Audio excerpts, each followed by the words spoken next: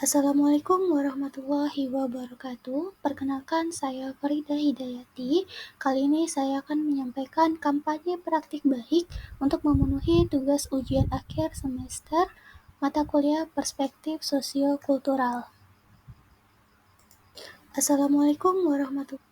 Kampanye praktik baik yang saya lakukan adalah penerapan scaffolding pada Zone of Proximal Development atau ZPD dalam memenuhi kebutuhan belajar peserta didik kelas 10-9 SMA Negeri 9 Pekanbaru. Ini beberapa dokumentasi dalam penerapan scaffolding pada ZPD.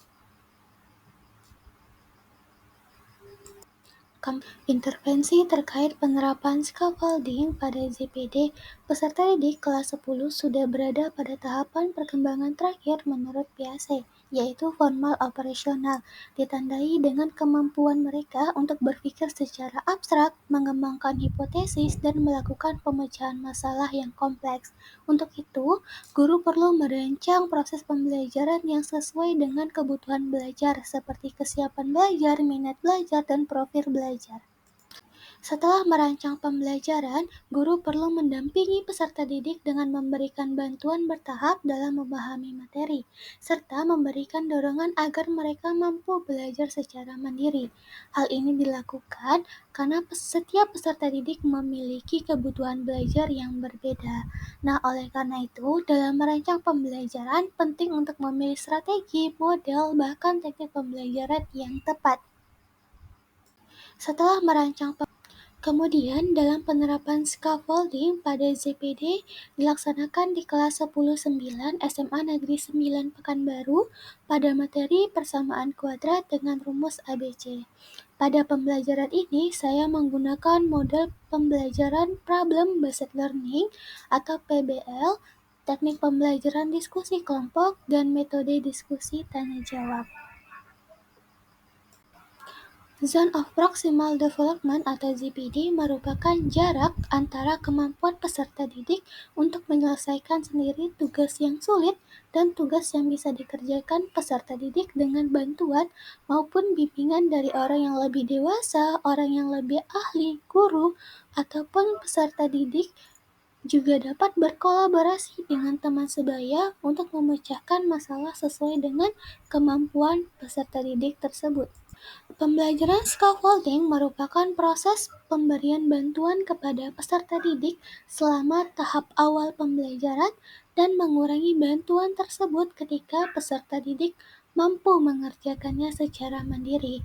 Hal ini bertujuan membantu peserta didik untuk mencapai tujuan pembelajaran yang telah ditentukan dan mencapai ZPD mereka. Dengan kata lain, scaffolding merupakan teknik bantuan belajar untuk peserta didik. Penerapan scaffolding dilakukan dengan 5 cara. Yang pertama, pemetaan kebutuhan belajar peserta didik, pengelompokan peserta didik, pemberian tugas kepada peserta didik, pemberian scaffolding kepada peserta didik, dan yang terakhir adalah pelaksanaan evaluasi proses pembelajaran.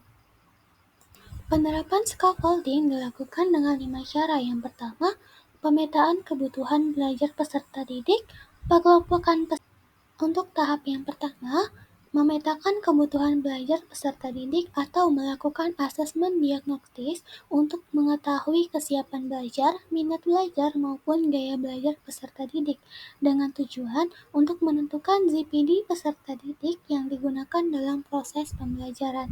Nah, selain asesmen diagnostis tadi, juga dapat dilihat dari hasil asesmen formatif pertemuan sebelumnya.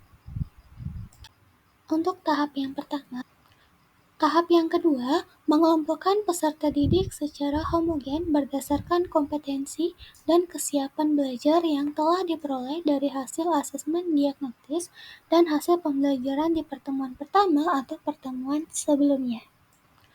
Tahap yang kedua, mengelompokkan peserta didik secara homogen berdasarkan kompetensi dan kesiapan belajar yang telah diperoleh dari hasil asesmen diagnostis dan hasil pembelajaran di Kelompok terdiri dari kelompok baru berkembang, sedang berkembang, dan sudah berkembang. Untuk kelompok baru berkembang, peserta didik belum mengetahui atau belum mampu sama sekali tentang materi pembelajaran. Kelompok sedang berkembang yaitu yang sudah mulai mengetahui atau mulai mampu tentang materi pembelajaran. Dan sudah berkembang adalah peserta didik yang sudah mengetahui atau sudah mampu tentang materi pembelajaran. Kelompok terdiri dari kelompok baru. Tahap ketiga adalah pemberian tugas belajar sesuai materi, yaitu menggunakan lembar kerja peserta didik atau LKPD. Nah, di dalam LKPD terdapat permasalahan kontekstual mengenai materi persamaan kuadrat dengan menggunakan rumus ABC yang dapat menuntun peserta didik untuk berpikir kritis. Tahap ketiga adalah pemberian tugas belajar sesuai materi, yaitu menggunakan lembar kerja peserta didik.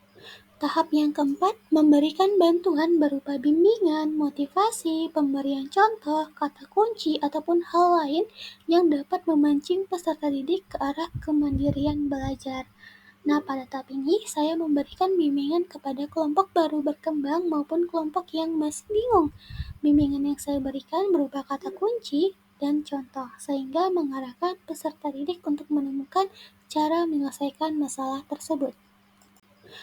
Tahap yang kelima atau tahap yang terakhir, peserta didik bersama guru membuat kesimpulan dari apa yang telah dipelajari.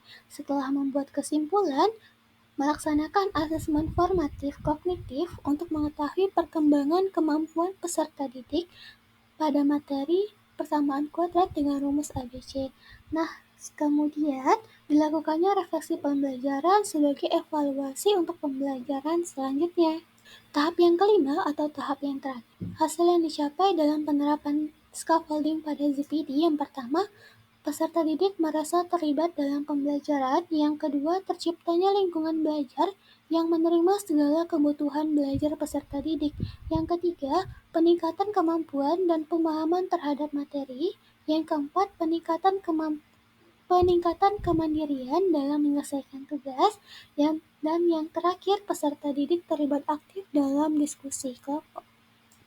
Pembelajaran dan replikasi, di mana scaffolding dapat mengurangi kesulitan peserta didik dalam memahami materi pembelajaran, dan melalui penerapan scaffolding, peserta didik dapat mengembangkan kemampuannya sehingga tujuan dalam pembelajaran dapat tercapai. Sehingga penerapan scaffolding pada ZPD dapat menjadi alternatif pendekatan pembelajaran yang efektif untuk mendorong kemandirian peserta didik pada mata pelajaran matematika maupun lainnya. Sekian kampanye praktik baik dari saya. Saya tutup dengan wassalamualaikum warahmatullahi wabarakatuh dan terima kasih. Sekian